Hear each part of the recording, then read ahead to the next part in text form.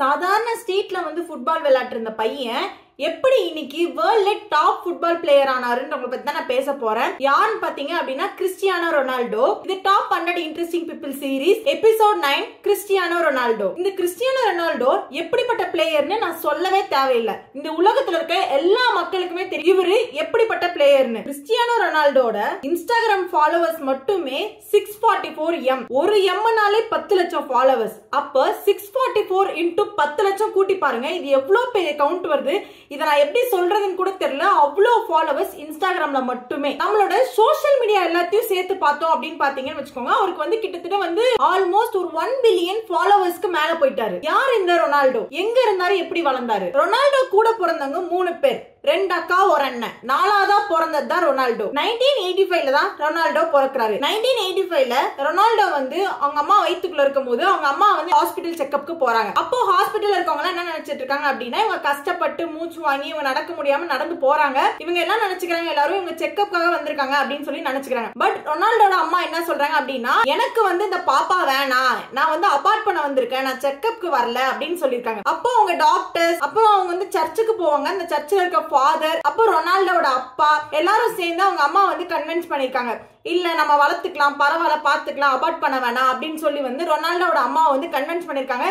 ஏன் அவங்க வந்து அபார்ட் பண்ணணும் அப்படின்னு நினைச்சாங்கன்னா, ஆல்ரெடி 3 குழந்தைக்கே வந்து என்னால வந்து சாப்பாடு போட முடியல, சாப்பாட்டுக்கே ரொம்ப கஷ்டமா இருக்கு, இன்னொரு குழந்தை வந்து இந்த உலகத்துக்கு வருது அப்படின்னா நான் அதுக்கு பண்ற பெரிய பாவம், அந்த குழந்தை வந்துச்சு அப்படின்னா என்னால வந்து ரொம்ப கஷ்டப்படும், அதனால அந்த குழந்தைக்கு வந்து இன்னொரு வாழ்க்கை வந்து தரணும், இந்த உலகத்துக்கு அந்த குழந்தை வரணும்னு நினைக்கல, அதனால இந்த அபார்ட் பண்ணிடலாம். அவங்க அம்மாக்கு அபார்ட் பண்ணல, அபார்ட் பண்ணாம பிறந்த குழந்தை தான் நம்ம ரொனால்டோ. சாப்பாட்டுக்கே வழி இல்லாதனால அந்த குழந்தையே வேணான்னு சொன்னாங்க.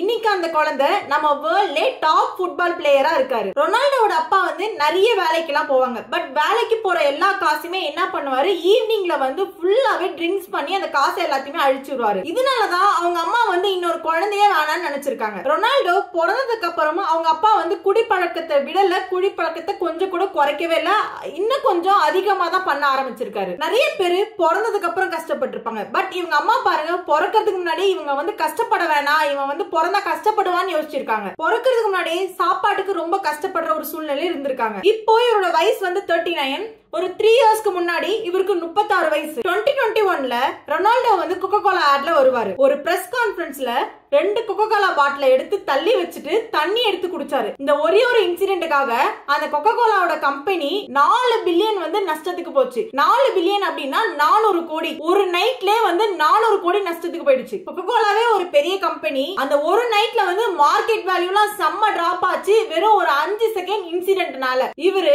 February 5, 1985ல போர்ச்சுகல்ல பிறந்திருக்காரு. இவங்க அம்மா வந்து வீட்டுல சமைக்கிற வேலை, அப்புறம் வீடு கிளீன் பண்றது, அந்த மாதிரி ஒரு கிளீனிங் வேலையெல்லாம் வேலை செஞ்சு அவங்க அம்மா சம்பாரிச்சு அவங்க குழந்தைய பாத்துக்கிட்டு இருக்காங்க. அவங்க அப்பா வந்து ஒரு வேலை செய்யாத ஆள்லாம் இல்ல, என்ன மாதிரி வேலை கொடுத்தாலும் பண்ணுவாரு. காசுக்காக வந்து நம்ம எப்படிப்பட்ட வேலைனாலும் செய்யணும்னு சொல்லிட்டு வேலைக்கு போவாரு. நம்ம ஊர்ல கிரிக்கெட் பெரிய கேம் மாதிரி போர்ச்சுகல்ல வந்து ஃபுட்பால் வந்து ஒரு பெரிய கேம். ரொனால்டோ சின்ன வயசுல இருந்து என்ன பண்ணுவாரு அப்படின்னா, அவங்க வீட்டுல இருக்க ஒரு சின்ன சின்ன பொருளோ சரி, ஒரு பாட்டிலோட மூடி, ஒரு கப் பேப்பர் பால், அப்புறம் ரோட்ல இருக்க கல்லு, அந்த மாதிரி சின்ன சின்ன விஷயங்கள்லாம் பாக்குறப்ப வந்து காலால வந்து எட்டி வச்சுட்டே இருப்பாராமா. ஃபுட்பால் எல்லாம் எப்படி அடிக்கிறாங்க அந்த மாதிரி வந்து சின்ன வயசுல இருந்து அதுதான் ரிப்பீட்டடா பண்ணிட்டே இருப்பாராமா. இது மாதிரி பண்ணி பண்ணி அவருக்கு சின்ன வயசுல இருந்தே ரொனால்டோக்கு வந்து ஃபுட்பால்னாலே ரொம்ப பிடிக்குமா. இப்போதான் ரொனால்டோ அப்பாக்கு வந்து ஒரு வேலை கிடைக்குது. என்ன வேலை பாத்தீங்க அப்படின்னா, பக்கத்துல இருக்க ஒரு சின்ன ஃபுட்பால் கிரவுண்ட், ஒரு கிளப் மாதிரி, இந்த கிளப்ல வந்து ரொனால்டோட அப்பாக்கு ஒரு சின்ன வேலை கிடைக்குது. என்ன மாதிரி வேலைன்னு பாத்தீங்க அப்படின்னா, உள்ள விளையாண்டுட்டு இருக்கப்ப பால் வந்து வெளியே விழுந்துச்சு அப்படின்னா அந்த பால் எடுத்து வந்து உள்ள போடணும். இதோட பேர் என்ன சொல்லுவாங்க அப்படின்னா கிட்மேன், அப்படி இல்லைன்னா பால் பாய்ன்னு சொல்லுவாங்க. இந்த வேலை தான் அவர் பண்ணிட்டு இருந்தாரு. இந்த டைம்ல தான் ரொனால்டோக்கு வந்து ஒரு சின்ன சான்ஸ் கிடைக்குது அந்த ஃபுட்பால் மேட்ச பாக்குறதுக்கே. கால்ல ஷூ கூட இல்லாம ஃபுட்பால் விளையாடுவாரு. அது எவ்வளவு கஷ்டமா இருக்கும். நம்ம வந்து ஷூ போட்டா வந்து ஒரு கம்ஃபர்டபுளா இருக்கும், சாப்பாட்டுக்கே வழி இல்லாதனால ஷூ கூட வாங்க முடியாது அவங்களால.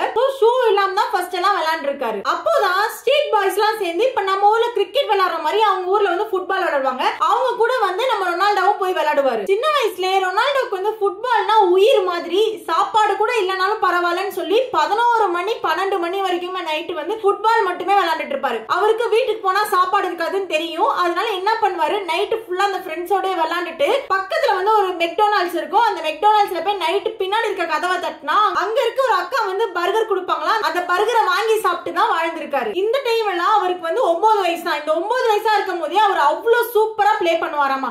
அந்த லோக்கல் டீம்ஸ் கூட விளையாடுறப்பவே எல்லாருமே ஷாக்கா பாப்பாங்களா, என்ன இவன் இவ்வளவு சூப்பரா விளையாடுறான், இவன் எப்படி கத்துக்கிட்டான், இவன் எப்படி இவ்வளவு ஸ்கில்டா இருக்கான் இந்த பையன் சொல்லி ரொம்ப ஆச்சரியமா பாப்பாங்களாம். இவர் இந்த லோக்கல் டீம்ஸ் எல்லாம் விளையாடுறப்ப ரொம்ப ஒல்லியா இருப்பாரு, பாக்குறதுக்கு ரொம்ப குச்சி மாதிரி இருப்பாரு போல. சோ நிறைய பேர்லாம் கிண்டல் பண்ணுவாங்களா.